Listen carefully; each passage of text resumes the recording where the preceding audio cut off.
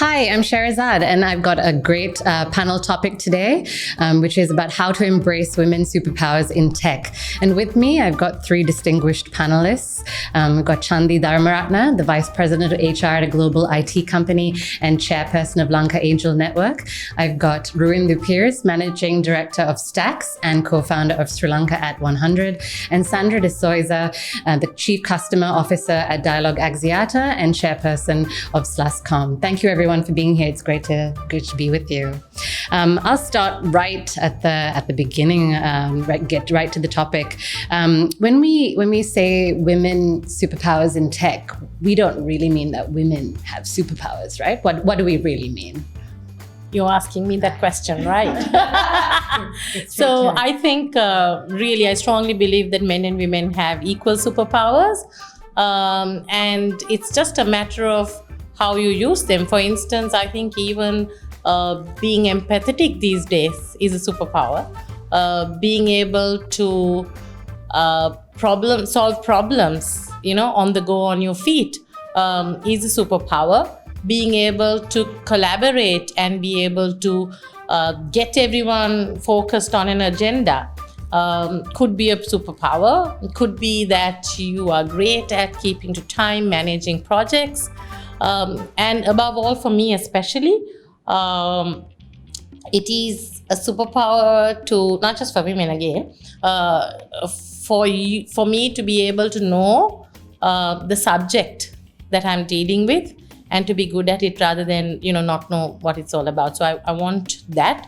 And of course, the relational skills to really be able to benefit from getting a team together, working together in a cohesive manner.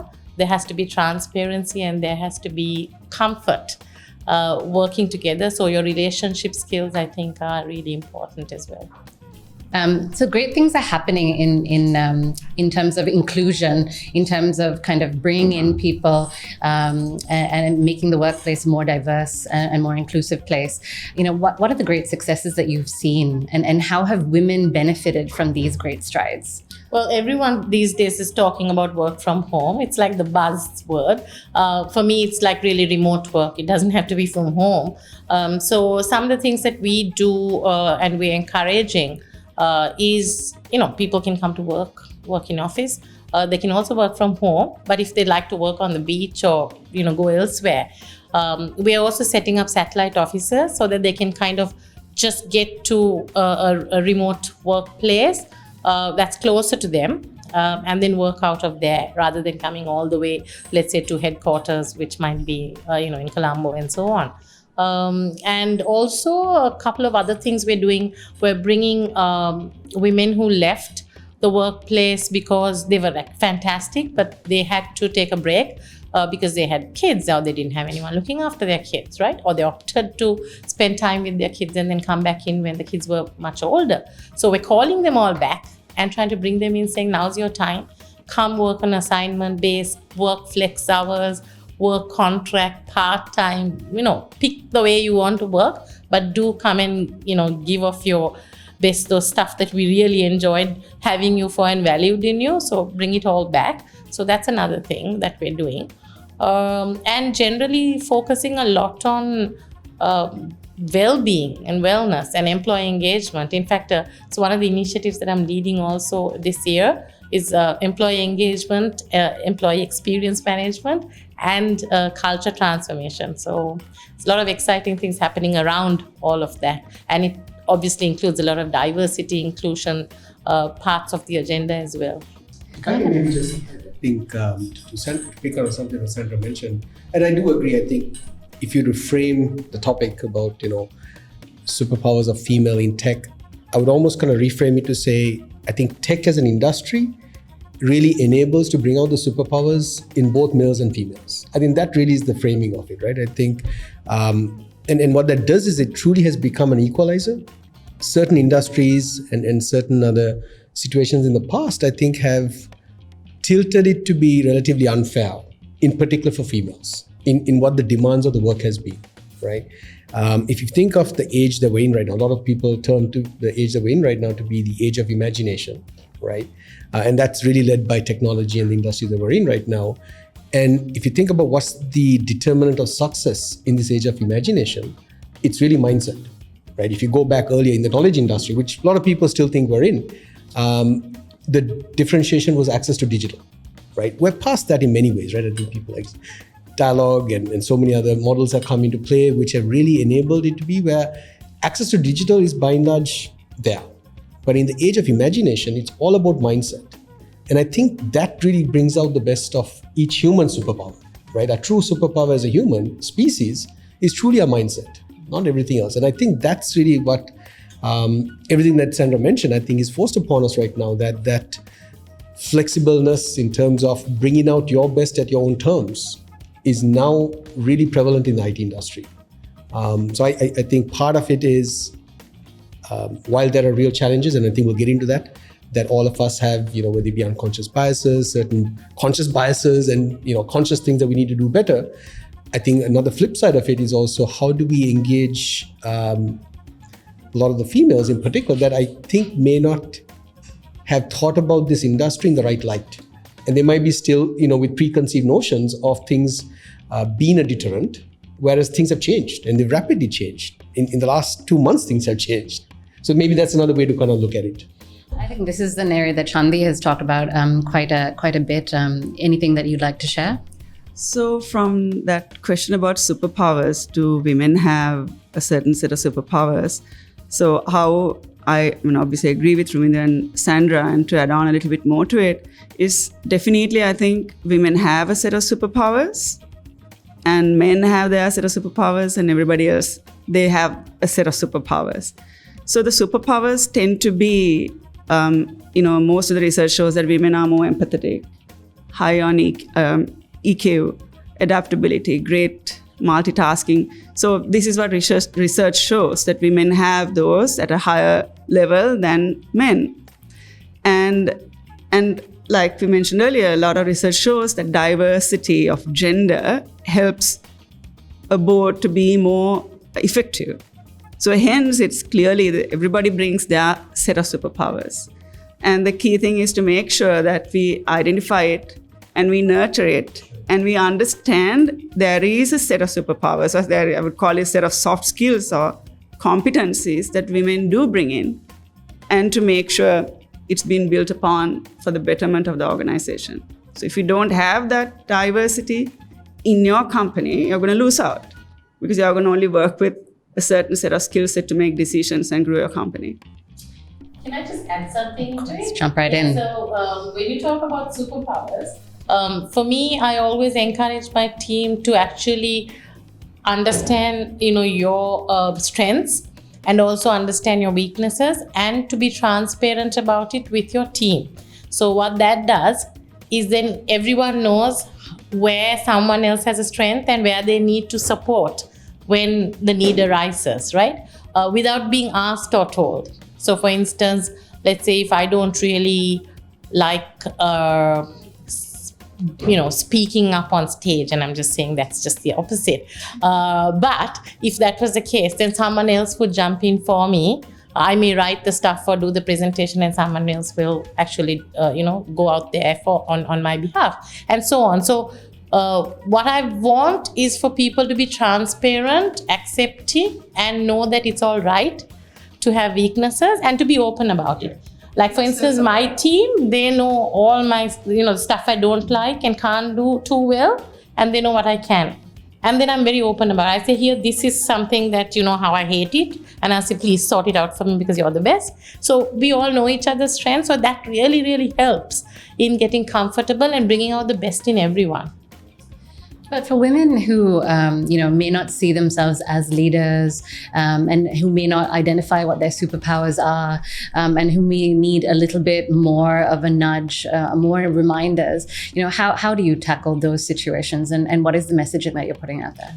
So that's why I said, if they don't identify it or they don't think they have it, we're constantly talking about it. So you accept what you have, and you build upon it. You accept what you don't have, and then you seek help if it's something that you want to build on. Now, if you decide that that's even not something you want to do, you don't have to go step in that space. Someone else can do that for you, right? And you pick up what's comfortable and what you want to deal with. For me, it's just that, you try to learn something new every day, because our whole lives it has to be a situation where we never stop learning, and then we learn from each other, and then you also spend your own time doing what you can to further your knowledge. Sharing it also is a way in which you learn. So these are all the things that I kind of encourage for the teams, men and women, really. And just in the case of women, sometimes the men know it as well. We always say, they're shy. They need a special, just give them a nudge. So we're all used to knowing who needs a nudge at which point in time, because we're all aware of each other's, Yeah, go ahead, Ruwindhu. Sorry, no, I was just going to say, to me, if you bring it back to what are the distinguishing characteristics of the industry, right, that I think really lend themselves far more than any other industry to accommodate for potentially those situations, right? So if you think about it, generally speaking, you would say, hey, to be a good leader or to be participating, you need to be extroverted. You need to have a good command. You need to be able to lead. You need to be able to galvanize other people into something. You need to be able to have a strong point of view or something. I mean, those are your typical characteristics of a good employee wanting to come and be there, right? And that's true for most industries. And if you don't have that, you are going to be left behind. That's just the reality of it, right? And knowledge, right? You take banking industry or insurance industry, it's a compounding value. If you've been in that throughout, and if someone who's taken 3 years off that industry and tries to come back in, you are at a disadvantage. That's just the reality. Someone who continued in it. Now, our industry, all of those structural realities of other industries don't exist, right? Shelf life of anything is so little. I mean, any of the technologies that are now hot didn't exist 2 years ago. So it didn't matter that you were not participating in the industry for the last 3 years or last 10 years. You could have not been in the industry for the last 10 years. You could be just coming in for the first time. And guess what? You're at an equal footing with someone who just picked up the same technology, right? I think that would resonate as well from an HR perspective. How can HR professionals kind of support women as they come back? If they're taking time out and they've decided, no, I'm not going to throw the towel in, I'm going to come back. I think Sandra made a comment about how, they invite people back in and they do it maybe incrementally so that they gradually get there. What are the initiatives that you are seeing, Chandi, in your space? So when you say women to come back, we're talking about come back from maternity leave. Okay.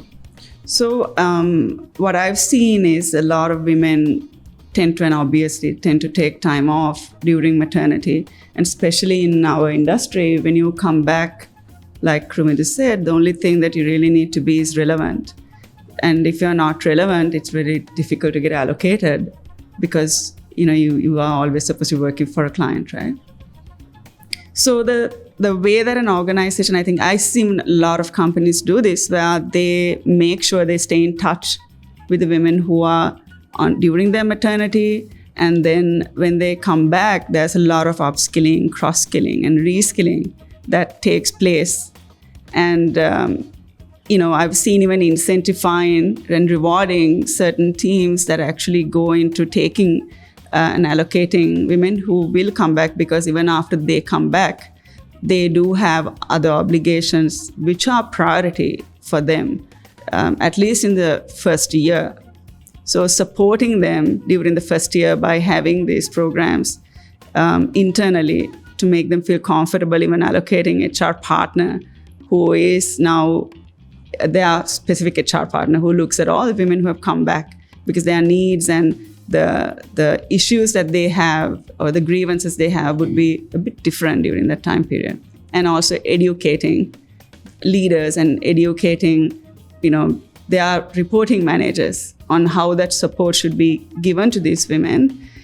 All that is there, all that is great. But at the same time, I truly believe that it has to be in the veins of your organization, right from the top, in the culture, that we're doing this because it is the right thing to do. So if you put a number on it and say, this is what we want to do, it has to be really inculcated into the way you do things in everything that you do. If you're having a leadership program, how do we have more women in the leadership program, not just because we want to tick a box, but because we genuinely want to see more leaders come up in the organization. So I think you need to kind of, whilst you do so many initiatives and also data. So we say we want to do all of these things, but then how do you also measure success? And end of the day, what doesn't get measured doesn't also get done. So I think every leader should have a dashboard of whatever data that they think is important to measure. Have we really done what we were supposed to do? And I think those are the few things that, and I think from a tech perspective, and maybe we can come to that later, there's a lot of technology that has been implemented and is available now to make sure that we kind of support that women coming back and also having more women coming into the workforce as well in HR processes. When women come back, Sandra, do you find them looking at kind of a range of options of how to come back? Are they looking at their 9 to 5 that they had before? Are they also looking at flexibility and entrepreneurship and intrapreneurship and various other kinds of ways to get back in? Definitely. I think 9 to 5 is the most irrelevant. That's what we've always done. And that's what it didn't work. And that's why in the first place they had to take a break, right? Or leave. So flexibility, depending on the job roles, can be in many ways. You can choose the hours you want to work, right? For instance, I prefer to work the US times, although I don't have any clients in the US and they're all in Sri Lanka. Right? So yeah, I'm not a morning person. I'm happy to stay up and work till like 2:33 in the morning and then get my sleep. So it's and if that's what I prefer to do, and if that works perfectly well for me and for my organization, why not for everyone else too? So I'm a huge advocate of just get the job done. In fact, the teams that work with me, I've never actually said like, you need to apply for leave and get my permission first before you go. It's like, do whatever, take whenever. You guys decide when you want to take your annual leaves and all plan. And as long as there are people getting the work done, everything's fine. And you know what? They've never failed me. It's been fine, because everybody understands the way it needs to go. They know there are deadlines. They know they need to deliver. And what does it matter if they work 8 to 5 or 10 to 12 or, it doesn't really matter, right? What matters is that the job gets done. So that's really my focus and what I'm trying to do, not just for the females, but everyone coming back into work. And by the way, it's not just the females. There are also some really good guys who left. And sometimes you kind of get to know that they are not very happy in their current workplace. And I try to say like, if you want to, you can come back, if you enjoyed working with us. And you can take it in your stride. You can do assignment-based work, right? So to me, this 8 to 5 and this work thing, that never worked for me. And so I never really advocated it anyway. And I think we should all have the flexibility of getting everything done in the day, which includes cooking for the children, doing the homework with the kids if you have to, time off exercise, which of course I don't do. But I like to take time off to chit chat, socialize a lot, have fun with my friends and all of that, right? So I think, we just need to fit in everything that we want to in a day. And we know what's a priority for the day, right? This is work. Someone's sick in my family, I have to go attend to that, forget work, So you got to just manage your priorities in a day. And nobody should dictate to you what time you need to do what. You should know better what your deliverables are and what time you need to get it out and get it done with. Sorry, I was just going to, and then you want to pick on something that you mentioned, which is really important though, I think, right? Is, this kind of with great power comes great responsibility context a bit. In this new age, I think, and this again is not anything to do with females or males, but I found that to take advantage of that, the prerequisite is as individuals, as employees, you need to have that accountability. You mentioned that word, right? I think to be able to take part in this and to be able to not do an 8 to 5 or not be, to have the ownership of saying, I'm going to take time as required. Well, you need to be part of the ecosystem. You cannot. And I think, you've been lucky where you've had it, but I'm sure there's also been a situation where not everyone is coming with that same mindset.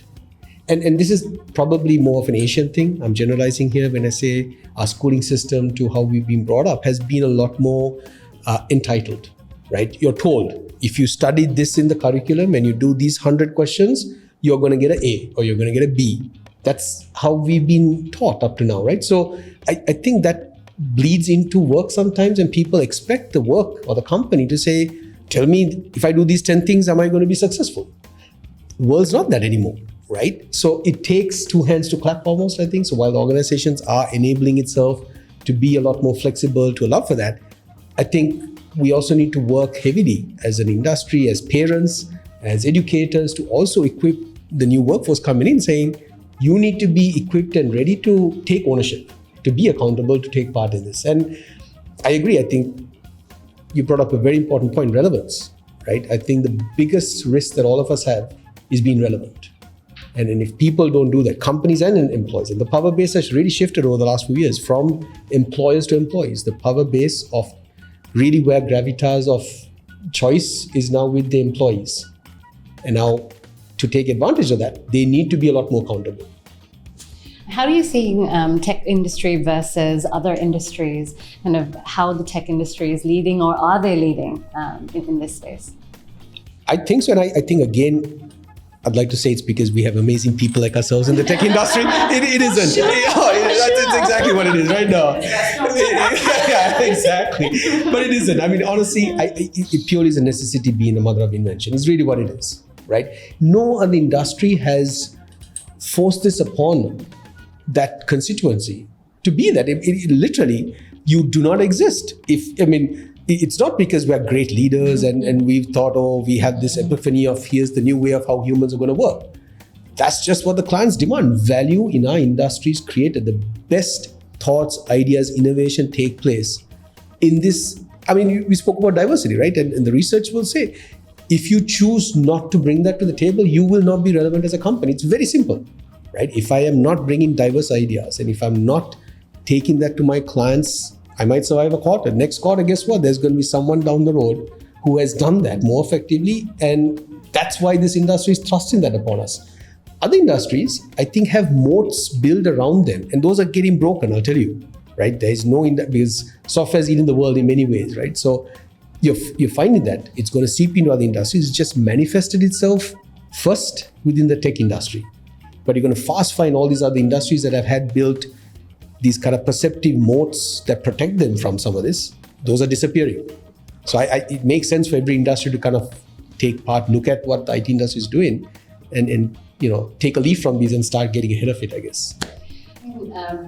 We're talking about how dynamic the tech industry is and how always on it is, right? And so when you take the speed of the industry and how relevance is so important, how do you work with the speed of how women are navigating their careers? Are they always on accelerate mode with pedal to the metal, or is there room for them to slow down and maneuver, and how do you see that, Chandi?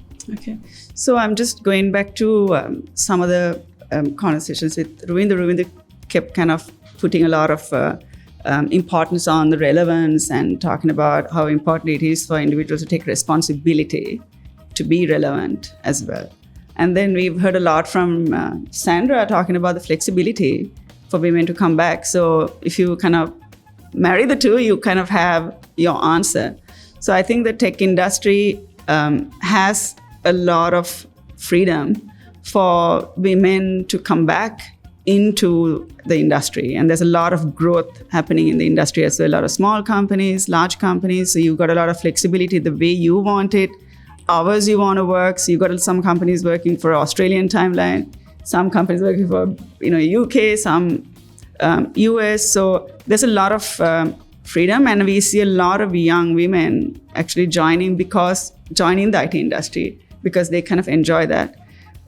So coming back when you're navigating your career, key thing is to understand that you should not throw your towel at any given point in your life, basically. I mean, your life is your stream, and then everything else is in the periphery. So your career comes in as one aspect of it. So I personally have advised young girls not to ever not to ever take a decision where you need to really throw the towel in order for you to stay in your career.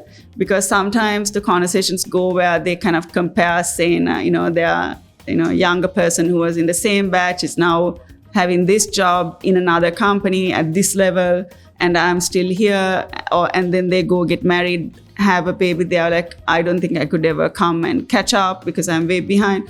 I think the key thing is any career, whether it's the IT industry or anything, end of the day, it's life that we're living. So living that life, you need to make sure you do what is important to you and what makes you happy. And just make sure that you kind of make that work for you whilst you navigate your career. So sometimes there could be times where it is like this, where you're not having much growth because of multiple reasons. And then there is a time where you can do that. And then it's never going to be, going up the ladder and, then so what? Who cares, right? If you're not happy. So the key thing is that at the end of the day, you're happy in where you are, and you stay relevant to yourself and make sure that you're in a position whenever you want to do something that you're ready to do that. And that's how I see somebody's career in IT or any industry. Do you think that women have the opportunity also to kind of shape their careers through other avenues like entrepreneurship? Sandra, do you want to talk about how even folks at Dialog kind of look at that? Definitely. So we have a program we started possibly 5 years back, which was looking at entrepreneurship. So not just for women, for men too. If you have a great idea, and also if it's something that's really associated with our ecosystem and something that has interest for Dialog products, services, customers, it's an idea that they would like to go try out on their own. In fact, we would look at funding for them as well, and they can take a year or two out and build a business. And guess what? They can still sell back to our own ecosystem. So we go on a rev share model, and that way we support them. We get something out of it. There's something coming back to either the customers or to Dialog, right, in some way.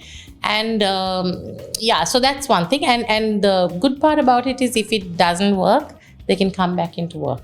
Of course, they may not have their old job, but they can certainly come back. They're assured of a job, and we will work through what needs to be done thereafter, depending on their skills and where they best fit in, right? So that's one scheme we have.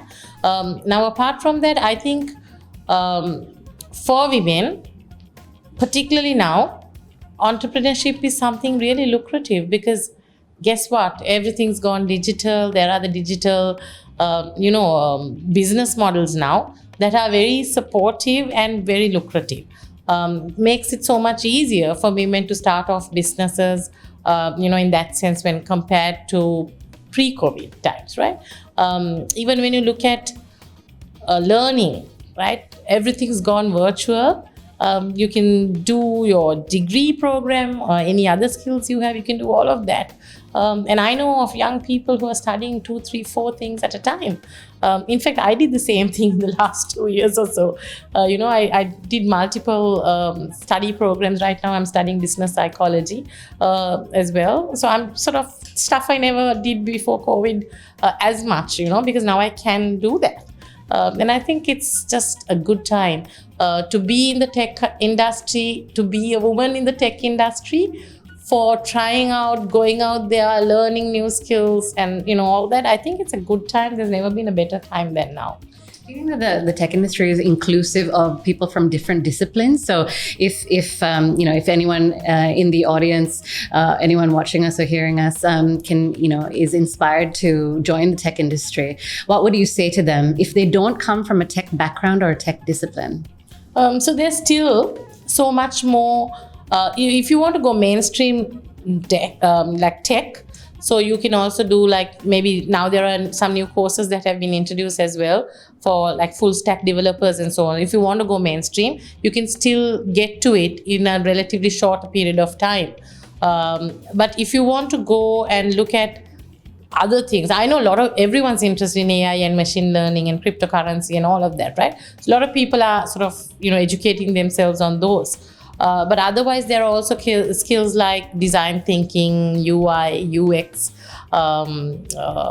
behavioral sciences, stuff in the periphery, right? And so you don't have to be really core tech. That are also equally interesting and sort of, I think, very much in demand as well, right? So I think maybe Ruwindhu, you might probably want to add a little bit of your own thoughts into this, because this is an area that he sort of is really advocates and really passionate about. I think it's important, and this is a classic example. I think in hindsight, maybe even the topic itself, I think we keep saying tech, right? But actually the broader thing is knowledge and innovation.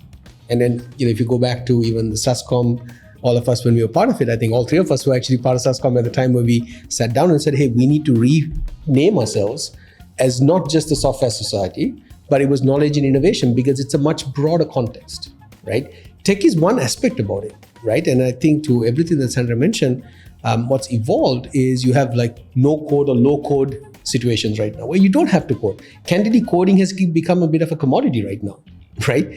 And you'll have AI creating AI. And, there's machine codes that are getting created. To answer your question directly, I think absolutely what's required is just thirst for knowledge, ability to connect the dots. So coming from very different backgrounds is a huge plus. Just being able to create value, I think, right? So understand how connections are happen across domains and industries. Because at the end of the day, what people need, you're solving general life, right? It's not about, so someone who doesn't have experience in adding value, no matter what industry, insurance to banking to agriculture to, think of it, tourism, doesn't matter where your last 10, 20, 30 years has been. If you can bring that and really kind of now say, hey, there's a better way for this to be done. Can this be done faster, better, cheaper? That's essentially what it is, right? The knowledge and innovation industry enables you to do anything faster, better, cheaper. And that's really the mindset to come in with, right? I think that's important. And actually, I have an experience with one of these young girls, and her conversation was but an idea that she had through talking to me, and then she's talking about metaverse. And she's like, no, and she's not from a tech background.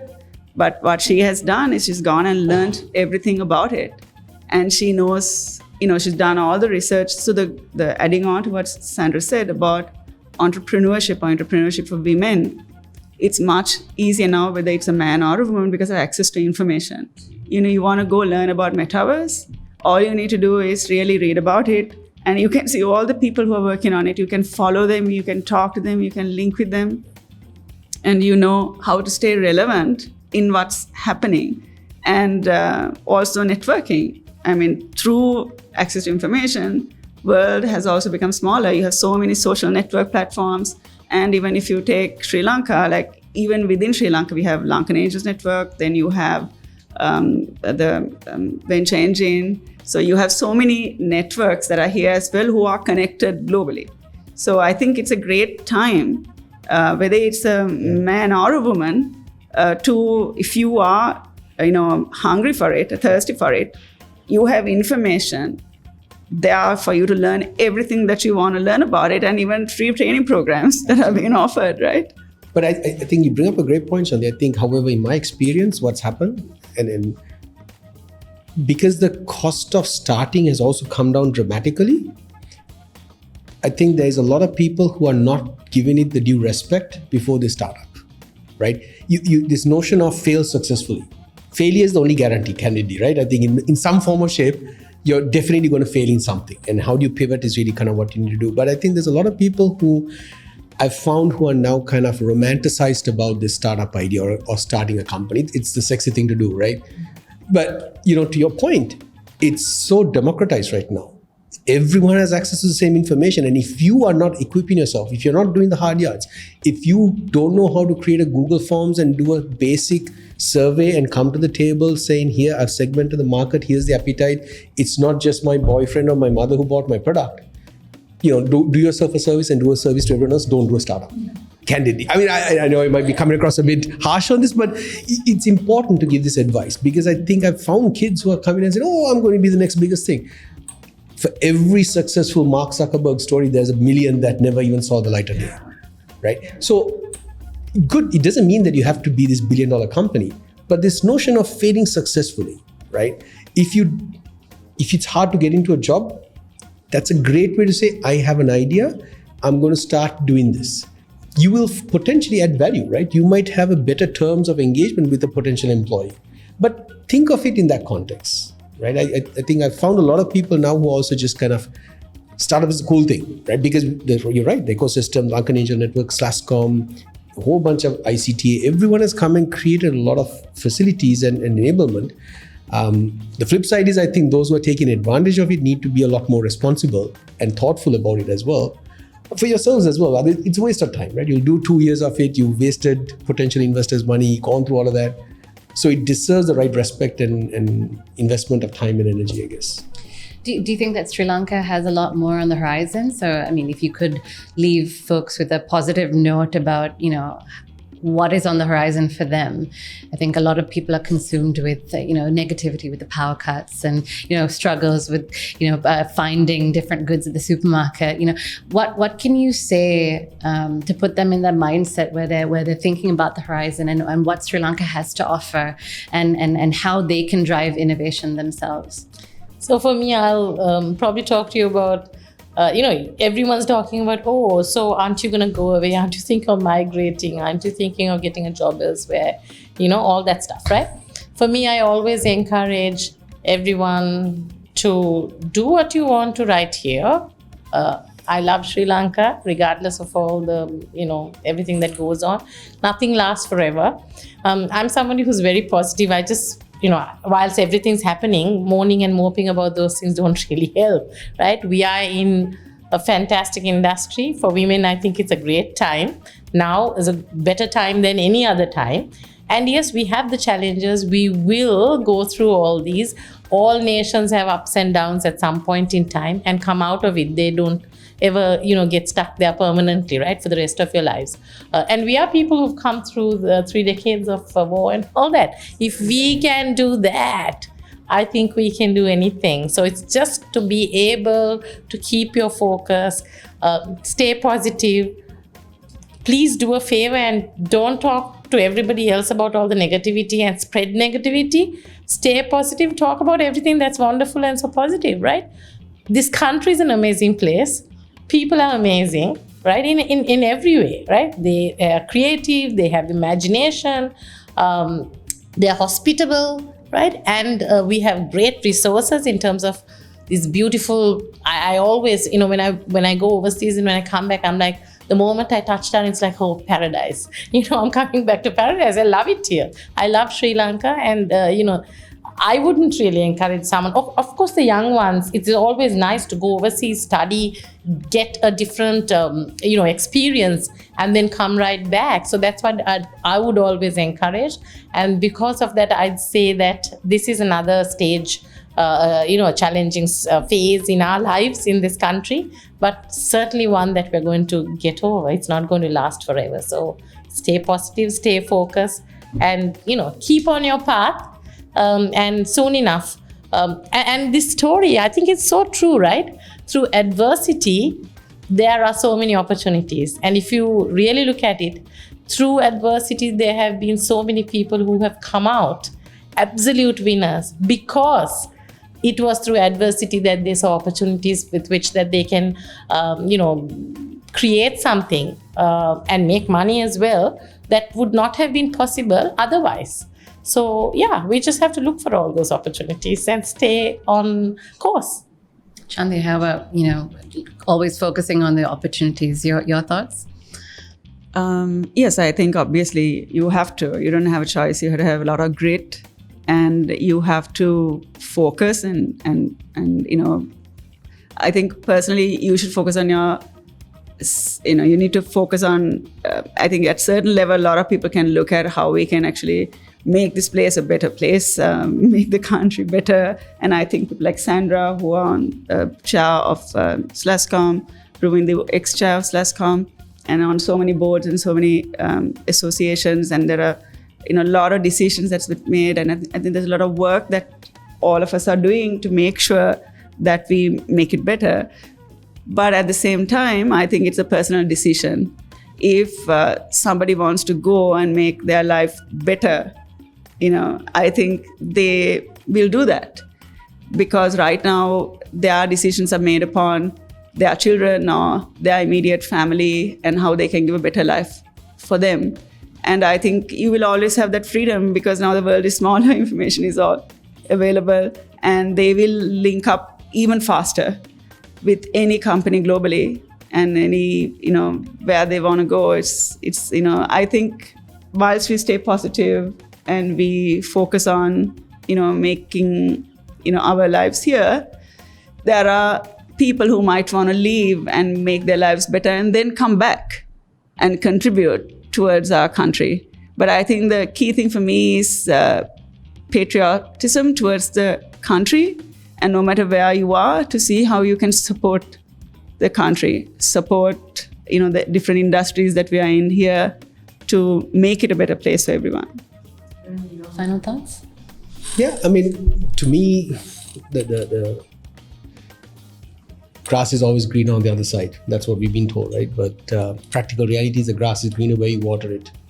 That's as simple as that, right? I think you guys said it beautifully. It's a choice, right? And I think we speak a lot about everyone who's leaving, but I can tell you personally from, for Stax's context, there's quite a few people who are coming back, right? There's a lot of people who are in their early 40s, mid 40s who are now done amazing things in their own fields in other countries who are now coming back and saying, you know what? And then this COVID, I think, really forced a lot of this thinking, right? And they've really looked at the mirror and said, what am I really impacting? And three things, I think. And in many ways, if you, at least in my summarization, what everyone's kind of solving for, they might term it in different ways, but it's freedom, influence, and impact. Some form or shape, everyone's trying to kind of achieve these three things. And as you start answering those questions, I think Sri Lanka poses, to your point, I think a great opportunity to influence big things, make a huge impact, right? And in many ways, you have a tremendous amount of freedom. Now, obviously, you're going to have the sensational news stories. There's real stuff. There's power cuts. You need to take a long arc in some of this stuff, right? You need to kind of cast your net out and say, hey, what is it in 2048 as an example? That's what we've done with Sri Lanka 100 as an example, right? You could be complaining about today, tomorrow, but if you take a view and say, hey, when we reach 100 years of independence, 2048, all of a sudden, 27 years, oh my gosh, you're like a kid in a candy store. There's so much that can be done. If I don't think about just next year, but I start thinking about how do I influence the course of the country over a 27, 25-year period, whole bunch of ideas happen. And places like Sri Lanka are very unique, right? You think about it, there's probably 2,000 people that drive 80% of decisions in the country, 2 degrees separated in a 50-kilometer radius, right? If you have a potential to be part of that, okay, expand that to 20,000, right? That's huge relevance. You take India, you can't, I'm amazed. We had people from NASCOM come and talk to us. that board had people literally that seemed like from 10 different countries. They didn't speak the same common language. They were forced to, their native language was very different. They had to invest so much to get to know each other. This is from the, when we had the SASCOM board meet with the NASCOM board. Whereas for us, we were like, glove in a hand. We know each other so well. There was just so much that we didn't have to invest into building relationships, right? So our ability to make decisions, make impact was so much greater. Now, are we using that? Probably not enough, right? But I'm just saying there's a lot going for us right now, and not everyone has to stay. I think, you should go. But I think the narrative, to your point, I think what happens is media, sometimes it's very sensational. You start talking only about that. What's the party line, right? So all of us get caught up into the party line and complaining about stuff. There is on the other side, I'm just trying to kind of make sure that there is another whole growing movement of people. Each country, to your point, has its own woes and all stuff. there's another whole bunch of people coming back and making this place really amazing. I think we sometimes don't talk about those heroes and girls and guys who are coming back and not purely out of patriotism. From a very selfish perspective, they've seen the world and they said, compared to all of this, no place gives me freedom, influence and impact as much as Sri Lanka. It's not purely because they're doing it for selfless developing the country. It's for their own selves. They realize, my gosh, I'm really blessed if I can come and be here. So anyway, that's my thoughts. But I think there's Ruwindhu, maybe I'm staying right here for the same reasons, for the same 3 reasons, right? Because I don't find as much of the same 3 reasons if I was somewhere else. Precisely. My daughter's always so for me and my daughter, it's like, Mom, you like to be a big fish in a small pond, whereas, I'm a small fish in a big pond. And, we're talking about which one's better, right? That's better for her. This is better for me. It just depends on what you like. So I'm just bringing in a personal experience. I lived in the States for about 12 years and I'm also a citizen. So are my kids. Sure. And I made that conscious decision in 2001 to come back during the war. And whilst everyone in my family is like, you must be crazy to come back here. And I'm so happy that I came back. But the point is also everyone has they have their personal agendas and reasons to come back or not come back at any given point. But what we need to do is give them that opportunity and the 3 things that you talked about in different industries. So when I came back, I joined MS Holdings because they gave me that. And companies, there are Virtusa and there are so many like Stax and Dialog, they give you that. So a lot of people stay back or come back and work for companies like that, which are truly global. And I think it's really important that we can give them that, especially for the young people who want to come back. So they feel like they can still work for a global company, right here. So the opportunities will make them come back. It was just such great points, and thank you so much for being so candid and for really giving our viewers such a lot to think about and for sharing your opinions. Thank you so much for your time. Thank you. Thanks.